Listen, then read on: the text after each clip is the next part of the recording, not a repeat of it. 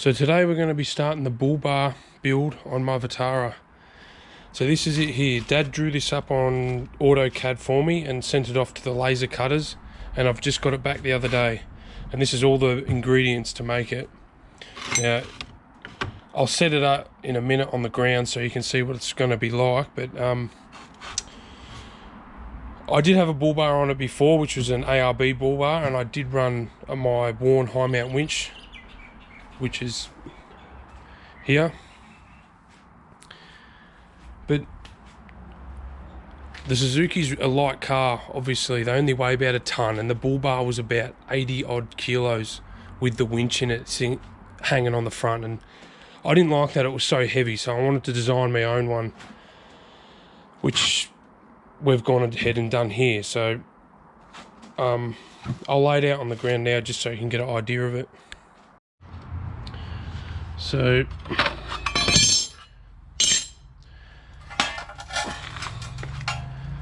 that goes that side.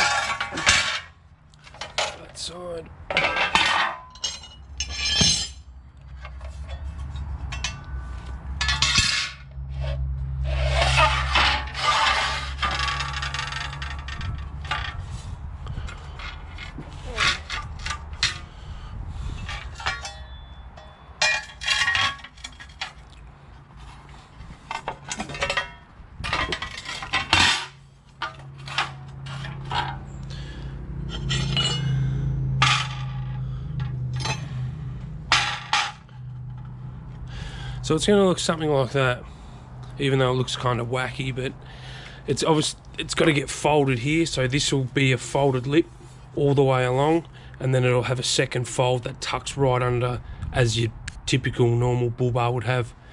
And then these ends get folded around and get tucked in front of the front wheel. And obviously this is cut out for the worn winch, which will sit nicely in there. That'll go right around the brake assembly on the winch. My headlights will bolt to this bit of steel, which actually acts as puts strength right through the front of the bar, and then also there'll be plates that'll go where the winch bolts to give it some more guts there. And then this will be so I can snatch off, but it's so long we'll cut out a section here which will run right into the chassis rail, and then it'll have I'll show you on the front of the car, but this will run right in next to the chassis rail where the main bolts will. The main bolts are that bolt the bull bar to the chassis. So, but Dad's taking the 3 bottom bits tomorrow to his mate's joint to fold them up for me. So hopefully I can get some footage of that, and we'll start welding it together. Now the winch I run on the front of me Suzuki is this worn 8274 worn high mount. Now there's a bit of a story with this winch. I actually got this off Facebook Marketplace for 50 bucks. Like I'll show you the ad now.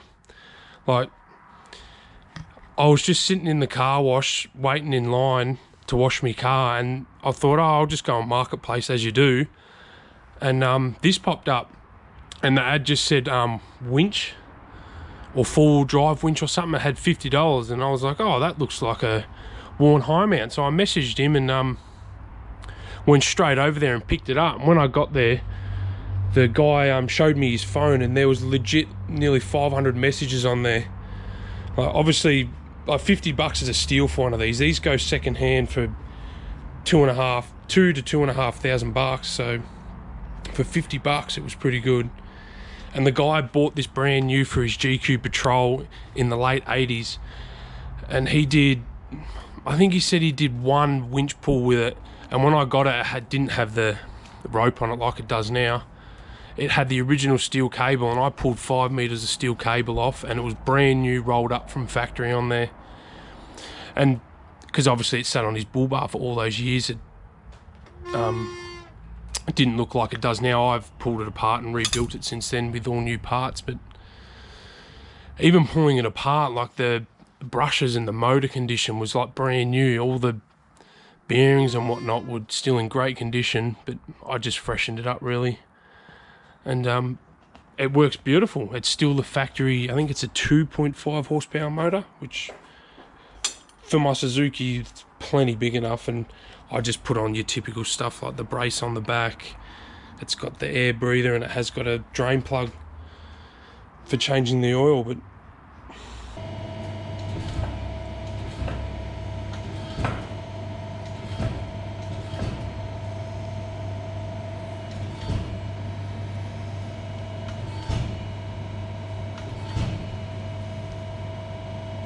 We're at.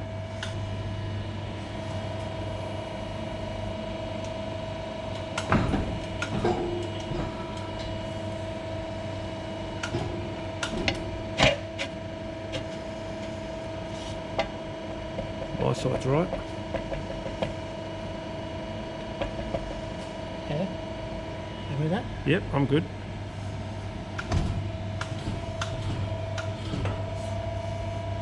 That was right, wasn't it? That's 110. Yeah. Maybe it's... I won't go as far as...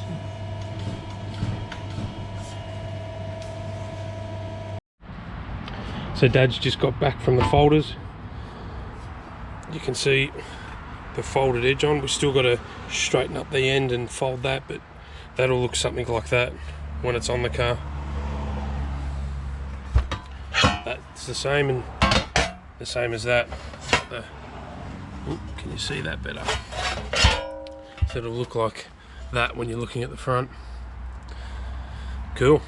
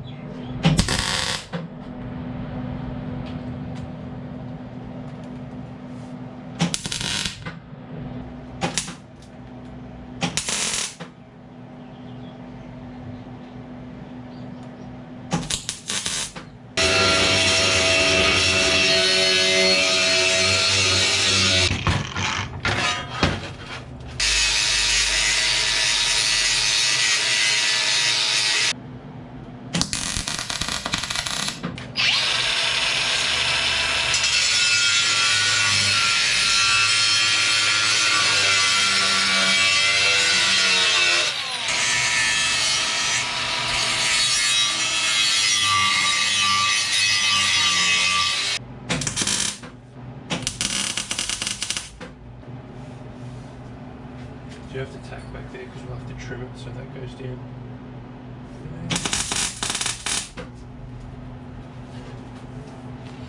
No.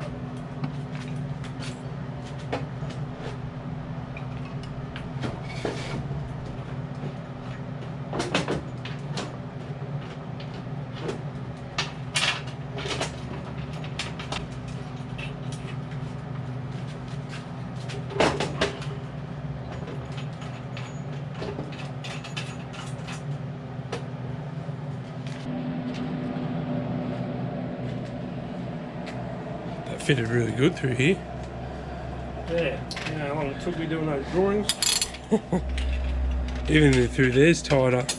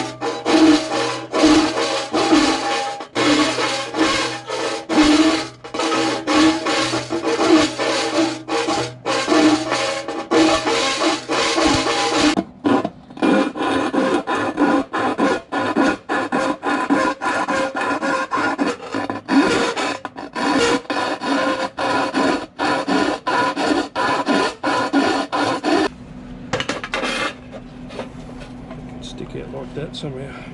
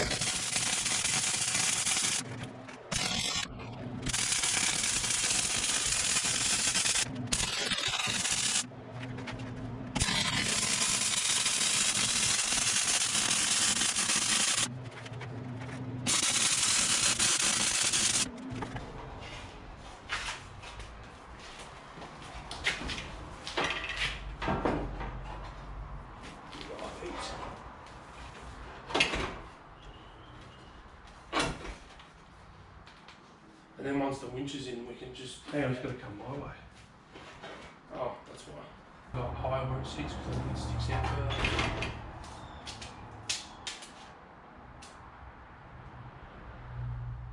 That'll be alright when it sticks down further.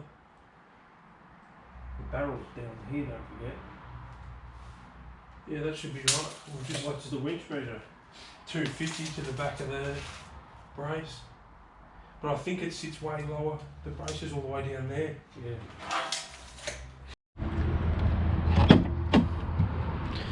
So I've just been to the steel suppliers and got the steel that actually it's going to mount the bull bar to the front chassis rail.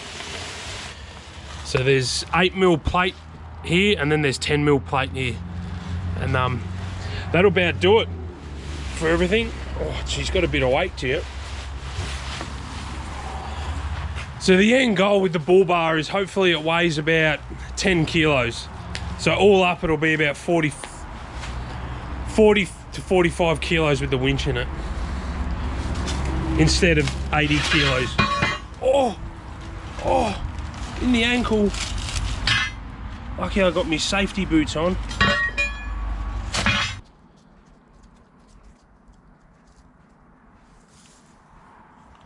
So that's 200.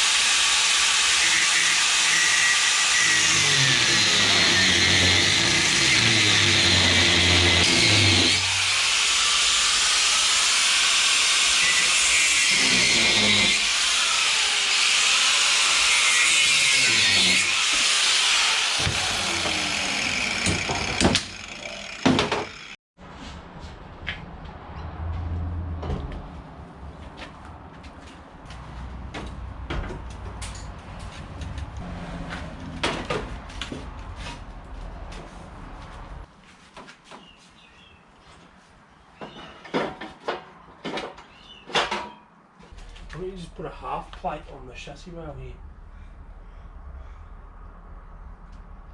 You might be able to bend the spanner that I've got and put into a bolt. And the other side you got two bolts kicking around inside there. yeah, you can't get them out. They're from the factory. What do you want to do? I'll have to take the grill off and cut the bit out and put the winch in now. Otherwise, you know, if the winch doesn't fit, there's no point moving it back. Yeah.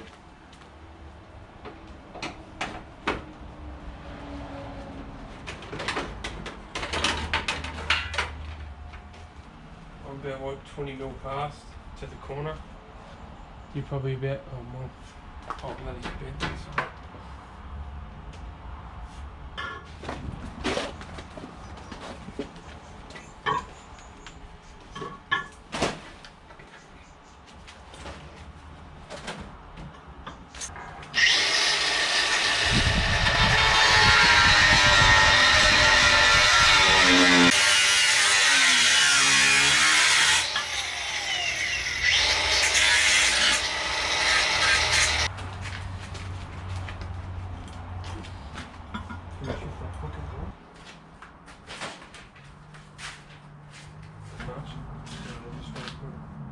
Oh, no, that's alright, we're cutting right back there. That's fine.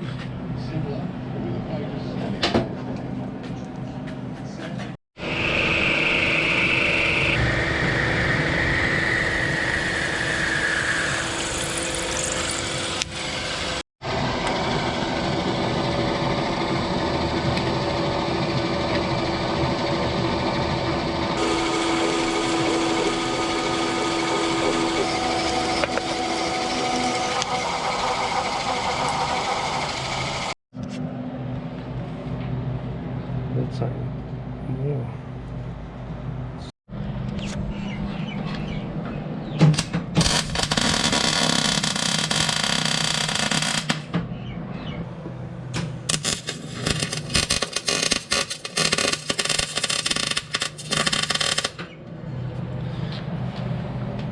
Probably should have put something over my radiator, but anyway. So there, it's mounted to the body now. My bolts are in.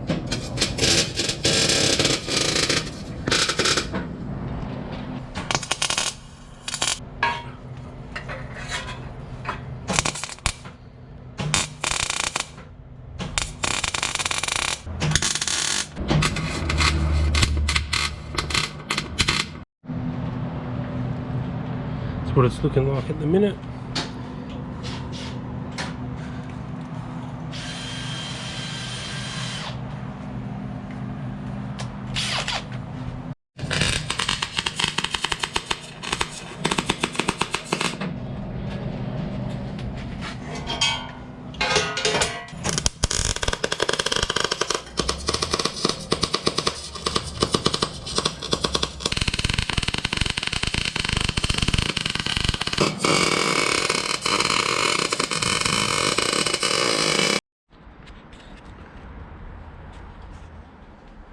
Once it's powder coated or painted, you'll barely see those little gaps there.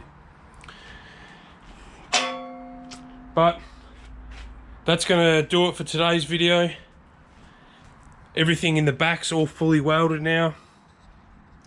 It was a bit of a process welding that, because you don't want the heat to warp it too much, so you got to do a little bit here and a little bit there, and that took a bit of time. But I've got to get my big sander from down the farm, which I'll clean up all these welds with. Rather than using a 5-inch grinder that does a little area, you can get waves in it, I'll use my big grinder, which will stop the waves in it. But you can't always help it, but the more you can do to stop it, the better the outcome is.